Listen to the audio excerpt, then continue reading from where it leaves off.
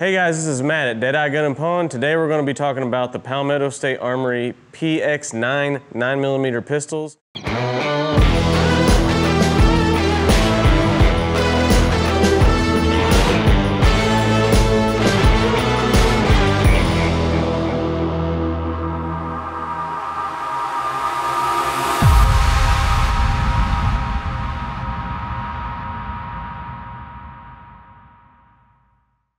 This Palmetto PX9 9mm build features the PX9 billet receiver.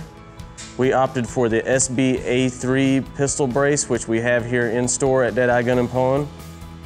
The upper is a billet receiver with an 8-inch barrel, flash can, and M-lock handguard. Features the 9mm hybrid bolt carrier group and charging handle.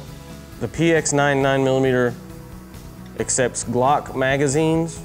It'll accept Glock magazines all the way down from the subcompact Glock 26 models to the extended 33 rounders.